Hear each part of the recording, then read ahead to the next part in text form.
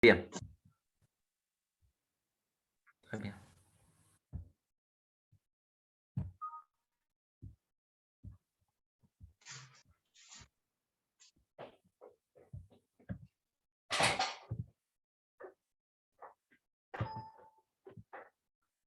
Euh, Est-ce que vous me suivez? Docteur. Allô? Oui, Vous m'entendez bien? oui, oui, très bien. Très bien. Donc, nous allons voir aujourd'hui l'infertilité masculine. Donc, un couple sur six en souffre. Donc, l'âge de la femme est un facteur déterminant dans l'infertilité du couple. La cause masculine est retrouvée dans 50% des cas. Et la définition telle qu'elle reste, donc c'est la même toujours. Elle est toujours proposée par la sixième édition de l'OMS. C'est l'échec de concevoir après 12 mois de rapports rythmés et non protégés. Donc, c'est 12 mois. Donc, la physiopathologie, donc, rappelez-vous toujours que euh, la synthèse et la libération par l'axe hypothalamo-hypophysaire des hormones qui vont induire la spermatogenèse et induire aussi la sécrétion de la testostérone. On doit avoir aussi une histologie testiculaire normale et un testicule donc, qui est bien vascularisé et viable. On doit avoir donc des conduits qui ne sont pas obstrués et on doit avoir un système nerveux intact. Donc, l'axe hypothalamo-hypophysaire, donc l'hypothalamus, va relarguer la gonadotrophine releasing hormone, l'hormone sécrétée par l'hypothalamus, qui va donc stimuler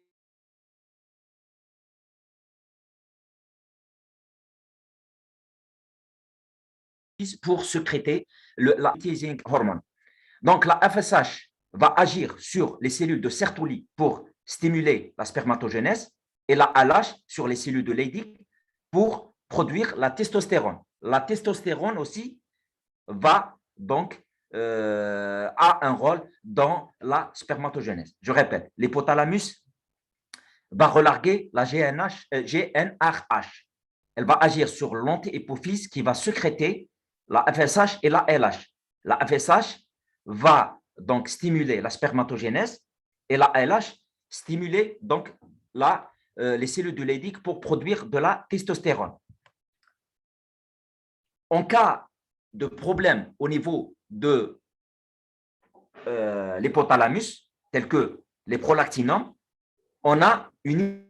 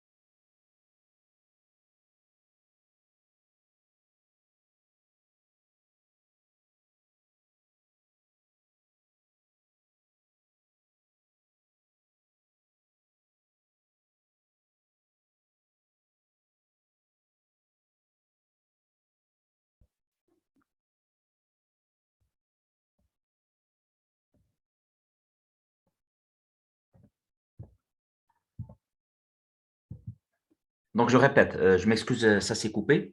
Donc, c'est un problème qui est fréquent, un couple sur six. On a vu que l'infertilité du couple dépend de l'âge de la femme. On a vu que les causes masculines sont présentes dans 50% des cas.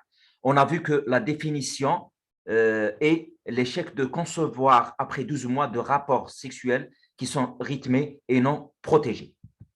Donc, la pathophysiologie, elle requiert un axe hypothalamo-hypophysaire normal, elle requiert une histologie testiculaire normale, elle requiert des conduits qui ne sont pas obstrués, Et donc, le sperme est conduit jusqu'au méa urétral. Et on doit avoir un système nerveux sain et intact. On a vu que l'hypothalamus va relarguer la GnRH qui va induire la sécrétion par l'antéhypophyse de la FSH et de la LH. La FSH va donc agir sur les cellules de Sertoli pour stimuler la spermatogénèse et la LH va donc agir sur les cellules de Leydig pour produire la testostérone. Un problème au niveau donc de l'hypothalamus tel que les prolactinones va inhiber la libération de la GnRH et donc va inhiber aussi toute la cascade. Les troubles de la production des androgènes qui sont représentés par la testostérone chez l'homme. Donc, on a vu que testostérone agit sur la spermatogénèse. Donc, on doit avoir des taux qui dépassent les 300 nanogrammes par décilitre pour avoir donc une spermatogénèse normale. Des taux moins de 300 nanogrammes par millilitre sont retrouvés chez 45% des azoospermes. Chez les patients obèses, on a la testostérone est aromatisée en œstrogène dans les cellules adipeuses. Donc, ce qui dit que dès qu'on voit à l'examen clinique un patient obèse qui présente une stérilité, on pense que le taux de testostérone est bas, il est moins de 300 nanogrammes par décilitre.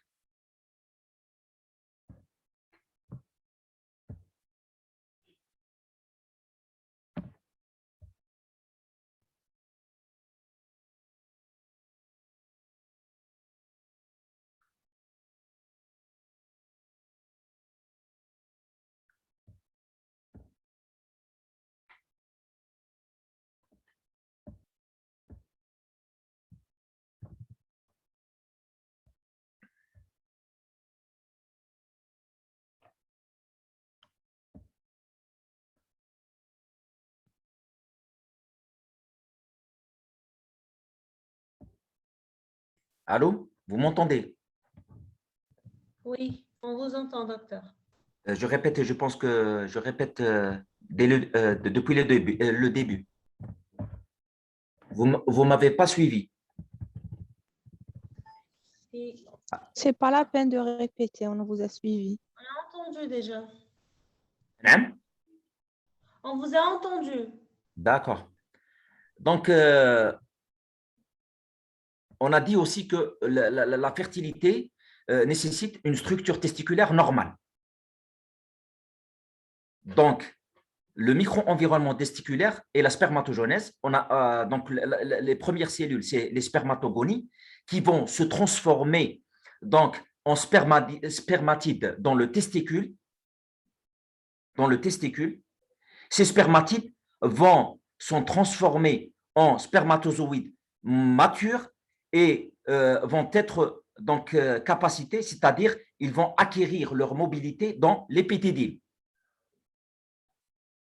Il y a des situations où la structure peut être atteinte, telles que l'exposition à des toxines, telles que la chimiothérapie ou à l'irradiation. Un patient qui présente une varicocèle ou une cryptorchidie qui vont donc modifier la température du testicule. Ils vont modifier la température du testicule. Toutes ces conditions peuvent donc induire une infertilité. Le système nerveux, le rôle de ce système nerveux est donc le transport du sperme de l'épididyme vers le méa urétral jusqu'à la fin de l'urètre. Jusqu'à la fin de l'urètre.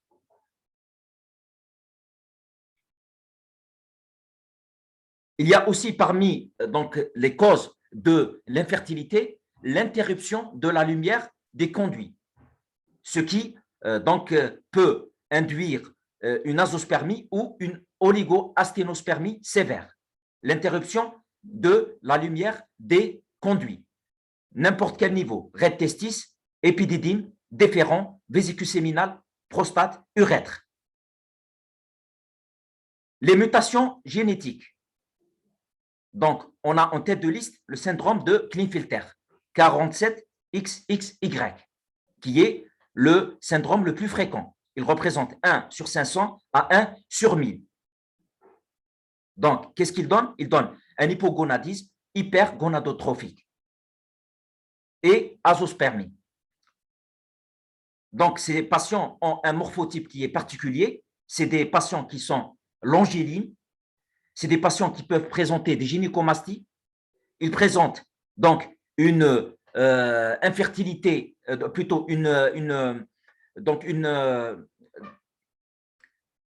infertilité.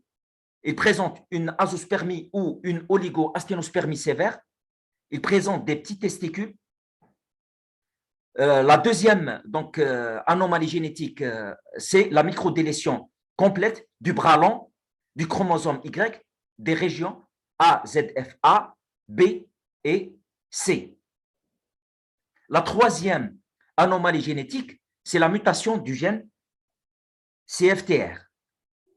Donc, c'est des fibroses kystiques qui peuvent survenir. Elle conduit à une hypoplasie ou aplasie des canaux différents, des canaux excréteurs.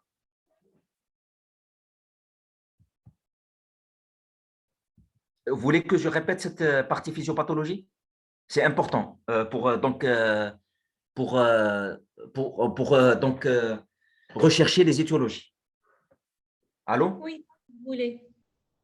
Donc, on a dit que pour avoir une fertilité normale, on doit avoir un axe hypothalamo-hypophysaire normal, une histologie normale, un volume testiculaire normal, des conduits qui sont libres et non obstrués, un système nerveux intact. Donc, l'hypothalamus va stimuler l'antéhypophyse pour sécréter FSH et LH. FSH va agir sur les cellules de Sertoli pour la spermatogenèse, la LH sur les cellules de Leydig pour donc sécréter la testostérone. Le taux de testostérone doit dépasser les 300 nanogrammes par décilitre pour qu'il soit normal. Un taux bas va agir sur la spermatogénèse. Chez les patients obèses, les cellules adipeuses vont aromatiser la testostérone en œstrogène, donc pour induire une diminution de la testostéronémie. Dans le testicule, on a les spermatogonies qui sont transformées en spermatides.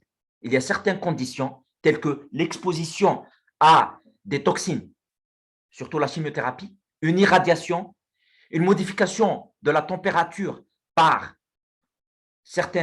dans certaines conditions, telles que la varicocèle et la cryptorchidie, donc vont agir sur cette spermatogénèse. On a dans l'épididyle, les spermatides vont être transformés en qui vont être transformés en spermatozoïdes matures, mobiles, et qui vont partir de l'épididyle vers la fin de l'urètre sous le contrôle d'un système nerveux autonome et somatique. Donc, c'est ça la physiopathologie. Toute anomalie à ce conduit va induire des modifications qui vont de l'azospermie vers, selon le degré de cette interruption, à l'oligoasténospermie, tératospermie. Les mutations génétiques, donc le rôle de la génétique, on a le syndrome le plus fréquent, c'est le Klinefelter, qui représente 1